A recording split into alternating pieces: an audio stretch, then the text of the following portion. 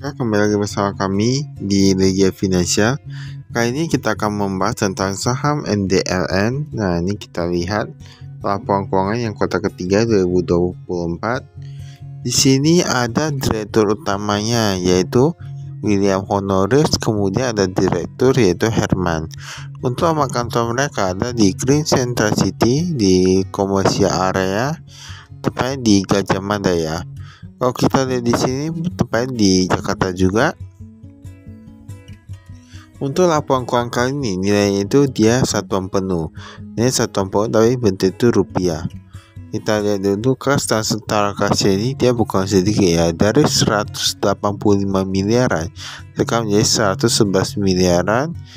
Dan di sini kalau kita lihat persediaan pun berkurang kurang lebih sekitar 200-an miliaran ya. Berarti persediaan ini dia berkurang 200 miliaran. Lalu ada total aset lancarnya. Total aset lancarnya juga berkurang, di mana kemarin ada sekitar 2,9 triliunan, sekarang hanya tersisa 2,6 triliunan. Baik, semua rata-rata berkurang. Nanti kita lihat dulu nanti kinerja itu gimana. Ini tanah untuk pengembangan. Nah, dia meningkat kurang lebih sekitar 100 miliaran juga ya, tanah untuk pengembangan. Lalu ada investasi untuk muka saham, dia bukan sedikit. Pokoknya kalau kita lihat di sini, dia semua rata-rata menurun. Bahkan walaupun tanah untuk pengembangan dia meningkat, tetapi yang tadi kita lihat persediaan dia berkurang ya. Bukan 100 miliaran. Untuk utang bank jangka panjang, ini sama total hutang yang jangka pendek ini dari 3 triliunan menjadi 5,5 triliunan. Berarti dia kurang lebih meningkat sekitar 3,3 triliunan ya. Nah, ini kita lihat di sini dia meningkat kurang lebih sekitar 3,3 triliunan untuk yang hutang jangka pendek. Kita lihat dulu ini yang total hutangnya. Nah berarti dia meningkat kurang lebih sekitar 100 miliaran saja. Bukan 100 miliaran loh, ini kurang lebih 40 miliaran ya. Nah, kurang lebih 40 miliaran saja, berarti gak gitu banyak ya peningkatan hutangnya. Kita lihat juga dengan ekuitasnya, apakah dia meningkat atau enggak. Ekuitasnya malah menurun ya. Ini berarti dia menurun ekuitasnya, dia bukan meningkat. Berarti dia kalau kita lihat di sini semua rata menurun tadi.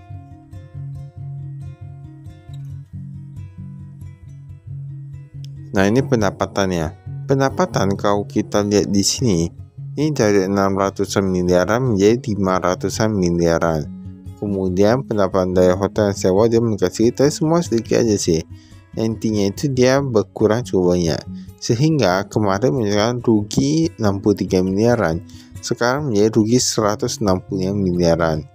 Nah, ini yang agak susahnya itu yang beban keuangan, di mana beban keuangannya saja mencapai 248 miliaran. Dia cukup besar daripada kemarin. Sebenarnya perusahaan ini kita lihat dulu ya.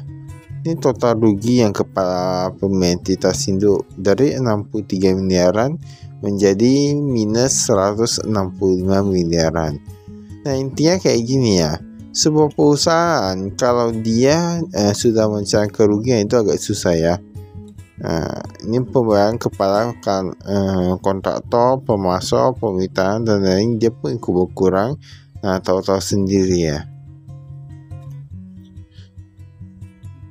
Karena gimana? Biasanya sebuah perusahaan itu dia kalau rugi itu dia dikarenakan beban keuangannya itu terlalu besar daripada pendapatannya.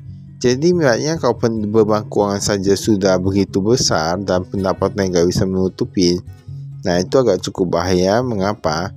Nah, itu berarti mereka kan terus mencari kerugian. Nah, walaupun seberapa kuat perusahaan tersebut, jika dia setiap hari rugi tidak mencetak keuntungan, lambat laun mereka juga akan kalah dalam persaingan. Kemudian susah untuk meningkatkan pendapatan dan lain kayak gitu ya, karena mereka jadi fokusnya itu untuk menutupi kerugian. Nah, kalau kayak gitu. Ini adalah dewan komisarisnya, ada hitungan honoris, kemudian ada komisaris dan lain-lain. Ini ada dewan direksi, ada William Honoris. Wah, ini semua rata-rata honoris nih. Jangan-jangan ini keluarga honoris ini ya. Ini kita lihat malahan karyawannya meningkat 946. Sebenarnya terkadang agak lucu juga ya. Kami beberapa kali menemukan ada perusahaan yang dia rugi terus, tetapi karyawannya malah meningkat. Ada juga yang dia terus bertambah keuntungannya, tapi karyawannya nggak mau ditingkatkan, malah terkadang berkurang. Nah, jadi itu tergantung sendiri-sendiri ya. Kas yang setara kas kita lihat di sini dari 2 miliaran sekarang menjadi 1,1 miliaran. Ini yang bank dan rupiah mereka simpan paling banyak di Bank Sentral Asia, dimana kemarin dari 47 miliaran sekarang menjadi 41 miliaran. Kemudian ini yang dipindahkan kita lihat 150 menjadi 96 miliaran. Ini kita di sini ya, bank dan rupiah ini mereka simpan dolar Singapura juga, SGD, ada US dollar juga. Pokoknya total banknya dari 182 miliaran sekarang menjadi 109 miliaran. Nah, ini kasnya udah bukan lagi sama aja sih. Kalau sebuah perusahaan sudah rugi, nah itu udah agak apa ya, tahu sendiri lah ya, itu agak kurang bergairah kayak gitu ya. Deposito berjangka dalam rupiah. Kita lihat di sini. Nah, ini mereka ada simpan deposito juga ya, tapi dia kecil sih.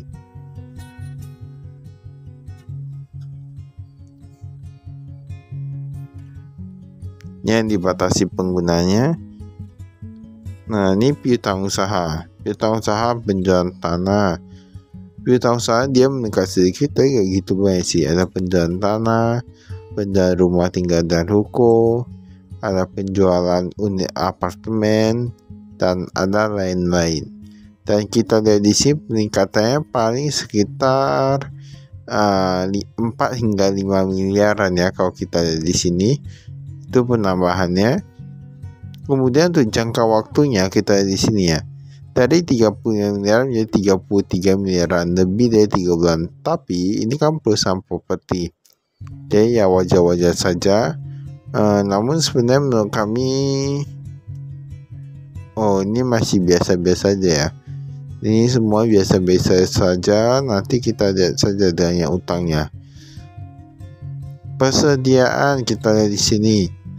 Persediaan tanah siap dipasarkan dari 1,28 menjadi 1,21 triliunan.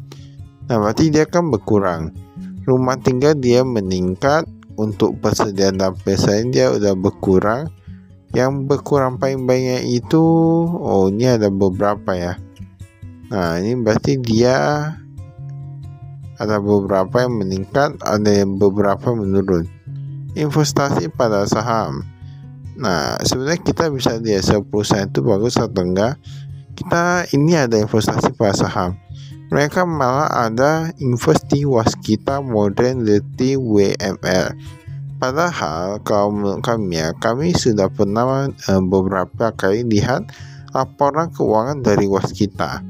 Nah, itu kebanyakan rugi ya. Dan sekarang ini kita lihat memang untuk yang mereka invest di Waskita itu mengalami kerugian. Mengalami kerugian, lalu nggak tahu mengapa mereka kemarin invest di Waskita. Tapi terkadang seseorang investasi saham itu mereka untuk mendapatkan kepentingan. Nah, terkadang ada juga yang misalnya biar dapat proyek ataupun biar bisa kendalikan atau gimana. Terkadang ada kayak gitu ya, tergantung manajemen masing-masing.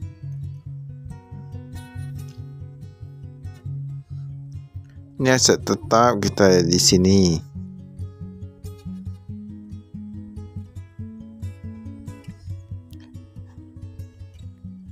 Dan salah satu hal yang perlu kita ketahui, bahwa ketika kita membeli sebuah perusahaan, Jangan pernah kita berpikir bahwa kita beli perusahaan yang tidak bagus, kita pikir ke depannya atau bisa bagus, kita bisa untung banyak.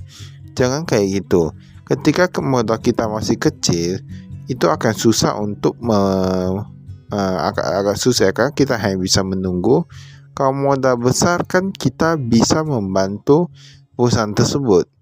Nah, bisa jadi manajemennya, bisa atur ini atur itu.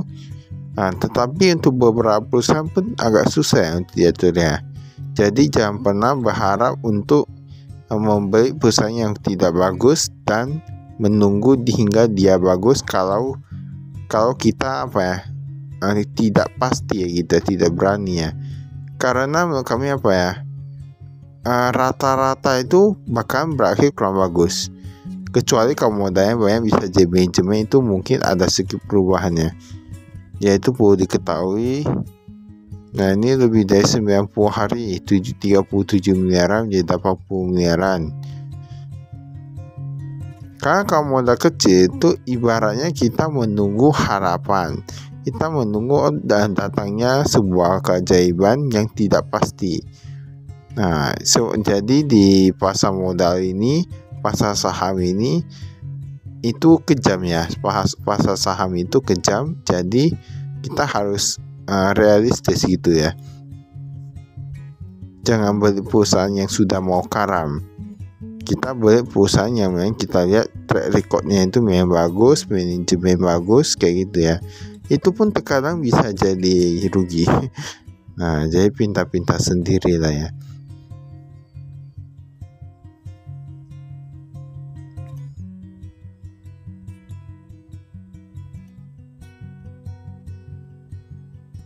Kita skip.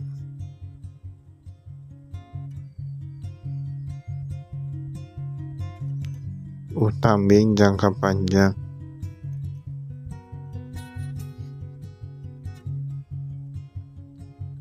Modal saham kita di sini ada seri A, ada seri B.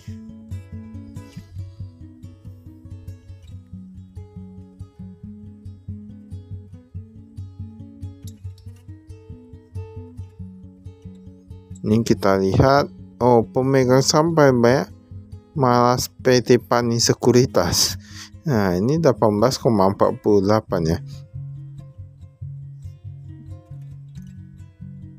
Ini lalu ada yang Malianto sekitar 9,71. Ini 18,48, 9,71. Nah, kalau yang kali ini, kita bisa lihat. Berarti Pani Sekuritas menambah kepemilikannya.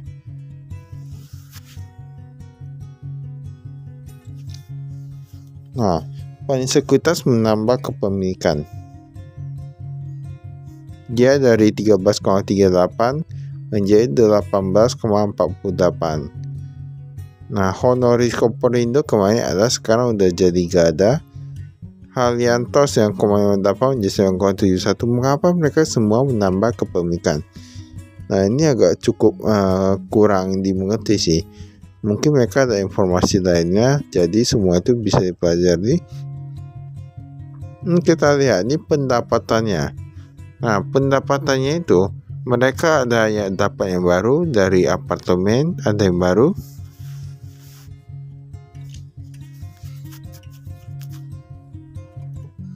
Ini ada EPS dan Wiremess, dia meningkat. Kemudian yang rumah tinggal dan ruko dia menurun. Semua rata-rata menurun ya di sini ya. Kecuali yang lapangan golf ya, lapangan golf dia meningkat.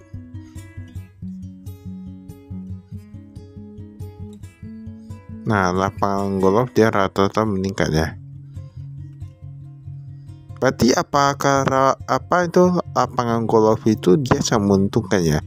Nah, jadi itu bisa coba-coba sendiri ya, mana tahu banyak uang atau gimana, mau tes di lapangan golf bisa coba tes ya. Itu keuntungannya itu gimana. Beban penjualan kita lihat di sini 69 miliaran menjadi 80 miliaran. Nah, dia meningkat karena paling banyak itu yang di iklan dan promosi. Walaupun dia di kandang promosi dia meningkat, tetapi penjualannya malah menurun. Jadi menurut kami ya, sebuah perusahaan itu dia kalau mau membuat kandang promosi itu gak boleh gak boleh hanya fokus ke produk. Ini kita lihat dulu keuntungan atas nilai mata uang asing dia meningkat. Nah ini bahkan dia udah meningkat yang keuntungan atas nilai mata uang asing tapi tetap rugi ya. Nah, maka semakin bertambah ini jadi tahu-tahu sendiri. Nah ini utang obligasi aja sudah banyak.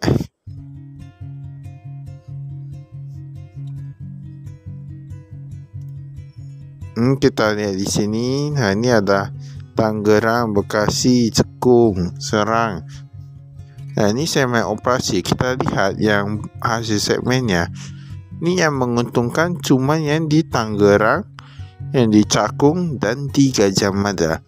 Paling tinggi itu di Cakung, kedua yang Tangerang, ketiga yang Gajah Mada. Yang asetnya